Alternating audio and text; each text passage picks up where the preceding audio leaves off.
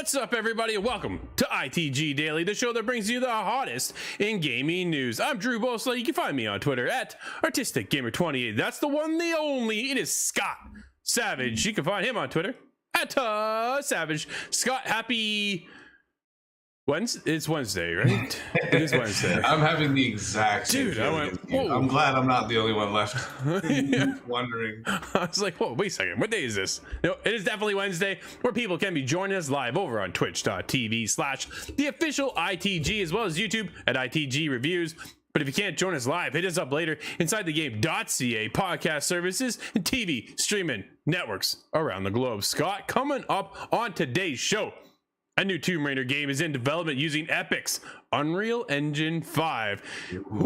And so is some PSVR 2 titles. Oh man, let's step it up. Ubisoft called it quits with Ghost Recon Breakpoint development and moves onto a new Battle Royale game. We'll get into that, man, because they haven't suffered enough already. Let's get into it. Hyperscape 2, let's go. Oh man, I'm just like, really? Let's see how this goes, because I got a few things to talk about today, man. I'm anxious. Let's get going. Crystal Dynamics, Microsoft, and Tomb Raider are all using Unreal Engine 5. This comes from Paul Tassi over at Forbes.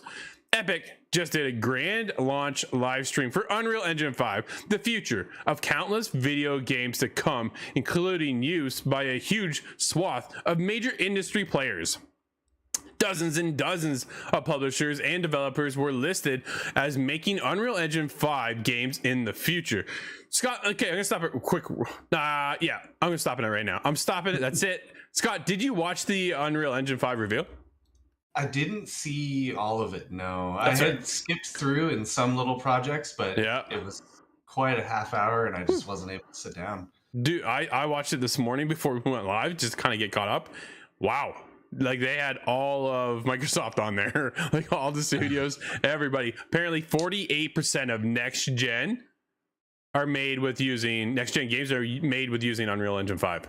So keep that in the back of your head. But I do appreciate that because, well, it is the future. It's a logical next step. Just like you move off of playing or making PlayStation 3 games, you move on to 4 when 4's out. Yep, no, for sure. But a few things stood out to me, stood out to Paul, apparently, and I'm determined to fit them into my narrative here. Microsoft circling buying Crystal Dynamics off Square Enix for Xbox. Whoa, what? Yeah, that's a big one.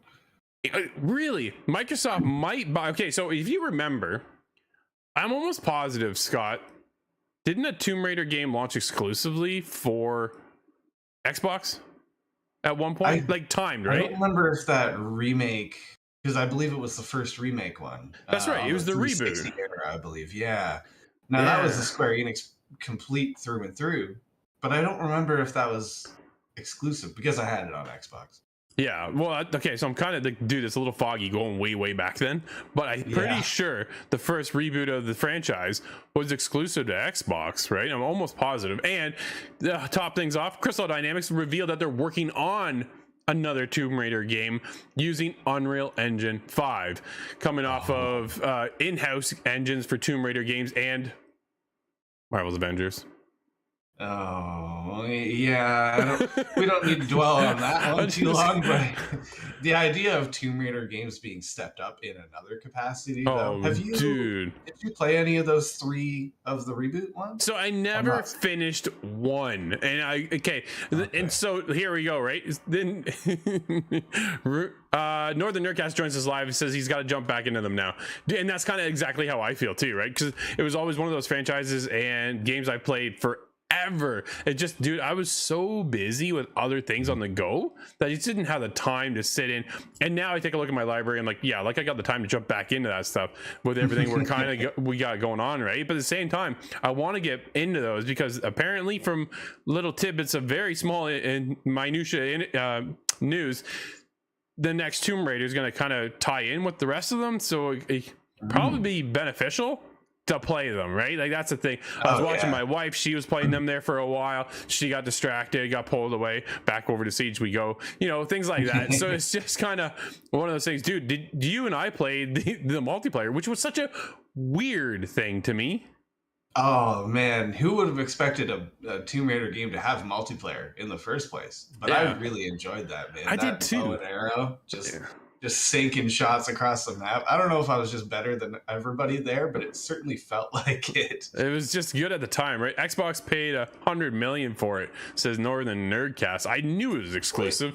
Wow, that's Oh, do you remember those death scenes if you mess up one of the QuickTime events? Or yeah, oh, it and was do very you remember them topical. being much more violent and awful than I expected? And that in Unreal 5 is going to be like, Oh man. stress inducing. I Uh, don't know if you can do that well, safely. that's the thing, right? Using Unreal Engine 5, that if you have a chance, go watch the Unreal Engine 5 little showcase, because man, is it ever impressive. Like, I downloaded and took a look at the Matrix piece that they had for I Xbox never did Series that. X. Oh dude, really? You gotta go jump in. I'm way behind. Oh, apparently. Yeah, download it. It takes no time at all. Get in there and just walk around. You play like this cinematic feeling of an experience. And then from there, you have the open world to yourself. You can kind of just wander through and take a look. Dude, it is some of the most. If this is what GTA 6 looks like next, oh man, oh man. Are we I'm in for thinking something else?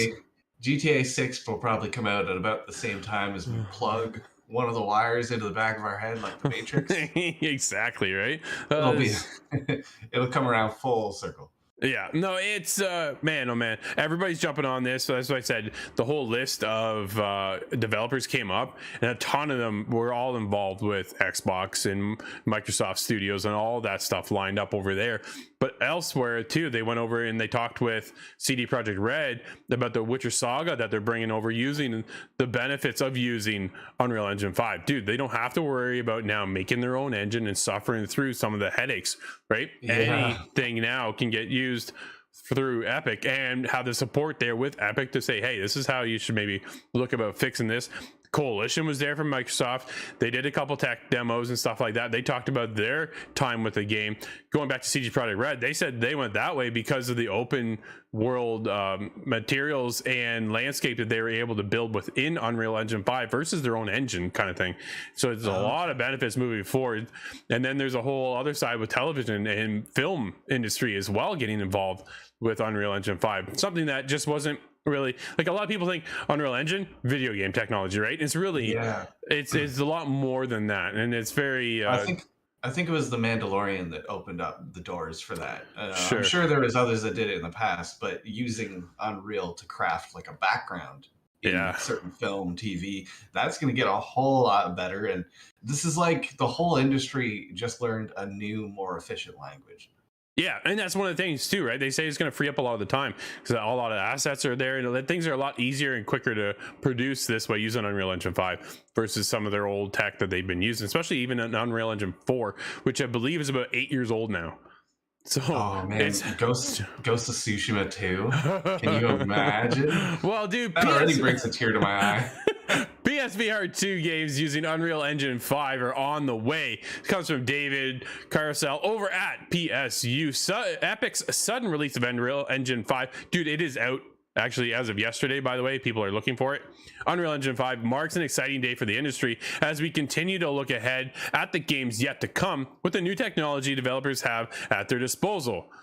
What's also exciting is that games using Unreal Engine 5 for PlayStation and even PlayStation VR 2 are already on their way. Following the announcement of Unreal Engine 5's release, Jeff Keighley posted an image onto Twitter showcasing studios all working on games using Epic's new engine. That photo included plenty of developers, but it also confirmed that PlayStation VR 2 games are currently being made in Unreal Engine 5. One developer mentioned in particular, N Dreams, recently got a massive $35 million investment from Ionic Game Group for the development of a PSVR 2 project currently in the works at N Dreams. Dude, they recently did Fracked. They did, what was that stealth game we played? Dude, you sat in a canoe. Phantom Oh, right? Phantom Ops. Thank you. Covert something, yeah. Dude, that game was so cool though. It was the first game I've ever played sitting in a canoe. That's a stealth game, and it was wicked to play in VR. Oh, that was very so unique. cool. It was the only game that gave me the queasy feeling though. Something That's about so pulling weird. myself through the water. Ooh. Yeah, there's other games, dude, that oh man, Steve and I just reviewed Song in the Smoke. Man, you chase after some of the creatures in that game, and I was just like, whoa, boy. I'm going down. But either way, it's nice to see a lot of them now picking up on this. So as I said, 48% of the industry now are making games using Unreal Engine 5. Like, man, we're in for it. It's what I always say. I've said it for a long time, Scott. What a time to be a gamer. But dude, the future of video games is going to be incredible. I can't wait. I'm so pumped. Well, we all got the new hardware. We're all playing our part. And well, that's some of just us. the enabling step. Well, yeah, that's true. I still need that PlayStation 5. You and a lot of people. Now that there's the installer base, though, it's time to level up the development. It's a natural time. Now is when we see the next gen. It was a little hard to see. It GTA 5 versus GTA 5, it's hard to tell the difference, but we're going to get a lot more projects coming down the road. It's funny. So well, first of all, shout out to, and gotcha. Scott joins us now in GTA Online Next Gen. That's right. We convinced him. Kyle and I got him. He's now joining us over on the next generation of GTA Online. Boys are back in town. That's right. So we'll be rolling heist here soon. Now we just got to get Nate into the bandwagon, and we'll be all set, ready to go. Here's the problem, Scott. I was in GTA Online, and with moving into Unreal Engine 5, dude, the textures, right? Everything has some weight, some depth, some dimension to it. I'm in GTA Online, excuse me, and I'm in Next Gen, and I'm outside my business, I will call it, and if you all know what I'm talking about. But as I'm looking at the textures on the road that I'm on, like I'm standing on, right? You see everything's drawn. It's all flat, dude. Everything is flat, but it's all textured. So if you look at it like an angle, at a different angle, this side or that side, it looks like there's some dimension there. But when you go top down and you look at your character, it's just, or you go down like to the ground view, it's just a flat surface. Where now when you get into Unreal Engine 5, dude, you're gonna get pebbles right on the road. You're gonna have, here's the biggest thing. You ever go around a street corner in a video game and notice it is not round? Have you ever noticed? Dude, it's flat edge, right? Yeah, this is something I've noticed for decades, and it still happens to this very day. Dude, look at a round wheel. It's not round. It is not round, right? That's the thing. When will we have that full circle experience? Because it's always chunk to make it look round, and they do a great job. But at the same time, dude, you round a corner in GTA, it's not round. Well, it's funny that you say that. I notice that in first-person shooters a lot. And if you're looking down the rifle of a gun, you can see the sight. Maybe not when you aim down the sights. It looks a little bit square. It looks a little bit unfinished. But then when you do scope in, it kind of tightens up the texturing. Yep. That's something, I think that's anti-aliasing, and that causes a lot of issue on older PCs. But now that we all have the right hardware to accommodate that, I think games are going to look a lot better. And everybody likes to say, well, how much better can it get? But to find out, there's still a ways to go.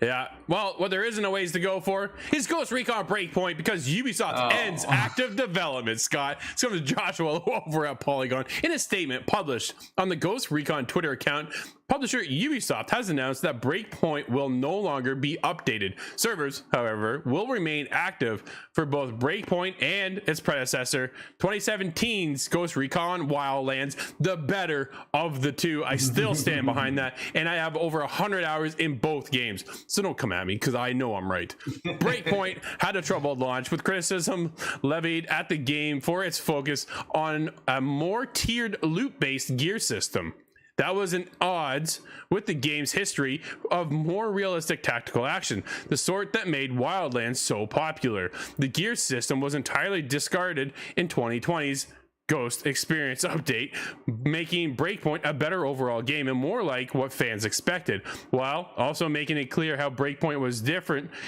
from Ubisoft's other tactical shooters, The Division 2. Like Wildlands, Ghost Recon Breakpoint received approximately 2 years worth of updates that added a wide variety of content. There's currently no new Ghost Recon game in the horizon to replace it. Here's the other thing, Scott. No, it's not, because what they have lined up next is Ghost Recon Frontline, and we all know how that reveal went. It did not go well, because they completely changed the formula, went to a battle royale scenario, and it is not a Ghost Recon game with a story whatsoever. It is just a multiplayer game in a first person perspective, which is just a bit of a mind-blowing experience in my eyes, coming from where we've had Ghost Recon as of late. Right? Yes, you want to go way back. It was first-person shooter. They've transitioned over to third-person, and it made a huge impact. Dude, Wildlands, one of the best. Ghost Recon Future Soldier, an incredible experience. That was back on PS3 and 360 days. That game is still an amazing experience. Advanced Warfighter was the one that I got into. There you go. 1 and 2, those are really solid. I do believe that the best Ghost Recon games were first-person, though. Ah, really? They're allowed to change. They're allowed to get more varied. I like where it's gone, but until you get to this looter shooter kind of number mechanic, I do not like that. That's reserved for Borderlands and The Division. It works just fine. But man, it made me angry. It's like Doom. You know, if you had number leveling to Doom weapons, just throw it out. It's not the same experience we've all came to appreciate for Ghost Recon, right? I appreciate, dude, there's nothing more that I understand than them wanting to broaden their reach and horizon when a new game drops, right? You want to innovate on the last one. Absolutely. Because if you just did a rinse and repeat of what you did before, nobody wants that, right? You gotta sequelitis is nobody's good. No, absolutely. That's a valid point, right? You don't want to play what you just played. I want what's new. So they tried getting into Breakpoint, and it just didn't, dude. Half of it didn't function right.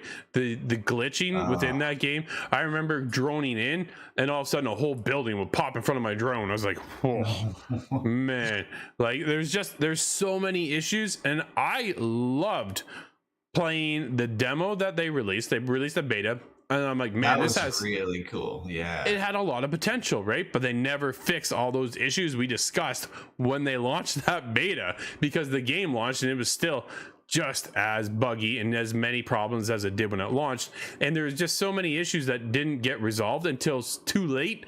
And that's what I said. Oh, dude, I'm well over 100 hours on both games, Wildlands and Breakpoint. And I still prefer Wildlands. It was such a more solid experience. And then they brought over Mercenary mode. Why didn't they go with that mode instead of this Frontlines thing? Dude, Mercenaries was cool. I appreciated that mode. That 8-player multiplayer experience was awesome. It was like a battle royale light experience, right? I get you want to step that up, but man, first person. And then they made it so fast paced. Like, honestly, Ghost Recon is not a fast-paced game, dude. It's not Call of Duty, right? No, it shouldn't really compete on the same level as Warzone. It's too different. Absolutely, and that's where they were at with it. And they've since gone back to the drawing board, and I'm curious to see now, what does the future hold of Ghost Recon, because it doesn't sound like we're getting any single-player content now, because that is done. Breakpoint is done. Will they move on to whatever the next Ghost Recon experience is, or are they going to focus on Frontline and bring us a multiplayer-only experience? So many questions and concerns, but we're not done yet, as Ubisoft is developing a new third-person IP called Pathfinder. Man, images and video of the game that have been provided show a similar graphical design. So this comes from Tom Henderson. Had somehow got exclusive, but if you know Tom Henderson, dude gets all kinds of leaks and this, that, and the other. So we don't have any proper footage of the game, just the source of what's going on. 3 sources have confirmed that Ubisoft is working on a new third-person shooter dubbed Pathfinder, which could be a code name for the project. Images and videos of the game that have been provided with the request of anonymity show a similar graphical design to the soon-to-be shut down Hyperscape developed by Ubisoft I don't know if Montreal. Graphical design was really a leading aspect of it. Oh man, that's why would you do that? Everything was triangles. That's what that means. Yeah, the game, however, does appear to be a little more cartoony in nature. Hyperscape will be closing down its servers at the end of April, which is believed to be due to the lack of players playing the game. Imagine that. Yeah. And we know that one. Shout out to Hood Outlaws and Legends. Ubisoft issued the following statement on dude, here's the thing. We've got a video going up today about my major concerns about Hood Outlaws and Legends. I'm somewhere in around, I took a look the other day, I think I'm around 45 hours in. I played this game.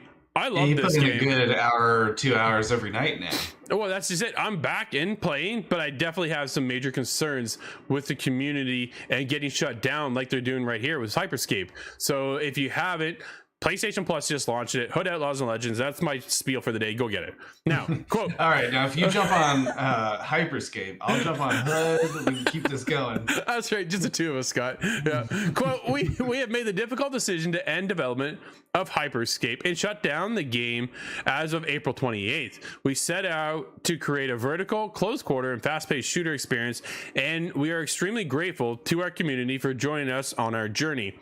We will be taking key learnings from this game into future products. End quote. Scott, Pathfinder appears to be a slightly different take on a battle royale, where a team of 4 players will drop into the map and find their path towards the center to fight the main AI boss. Players need to navigate their way through 2 walls, an outer wall and an inner wall, that have a series of gates around them that can be breachable. The catch? Different gates are breachable or locked every single game, making each game different in terms of the path you need to navigate. We'll see. Well, there's an interesting idea there. That gave me a little bit of some flashbacks to one game that we played. I'm not going to name it because I really didn't have a good time with it, but it was one of those kind of team versus team thing, and you fight the different NPCs through the map. And that was an interesting idea. I would like to see Ubisoft take that instead of the previous one that I've seen. I have a little bit more faith behind them, and I think they've learned a little bit from Hyperscape, I hope. I would hope so. Perhaps how to market it. Well, yeah, I still kind of question what's the future of this game now, because dude, I saw somebody post a video and he said right now Ubisoft's tossing out any battle royale to see what sticks, right? And that's kind of it's like which one will gravitate with their community and pull them in. Dude, I honestly don't know at this point. Like, I wouldn't be surprised if we seen Assassin's Creed Battle Royale show up somehow. I was just about to say, maybe we bring back Splinter Cell multiplayer, but just scale it up. Scale it up really big. Oh man, different teams, and make it like Hood Outlaws Legends, man. You have different teams of third echelon going in, and I already have ideas. If anybody wants to hit up my DMs, I've got many ideas. Well, there's so many opportunities there, Scott. There's no doubt about that. But speaking of Assassin's Creed, Scott, why don't you take the first announcement away for us today?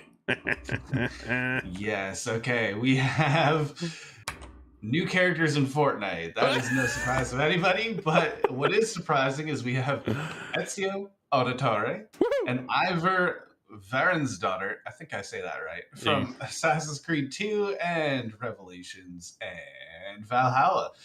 They will be added to Fortnite this week via the Fortnite item shop. Unstoppable. Yes, there's a blog post here. I just want to quote that the Ezio Auditore outfit will become available in the shop starting on April 7th. And the outfit includes hidden blade pickaxe. Interesting. Dude, so I instantly got a message from my son yesterday. Dad, you getting this?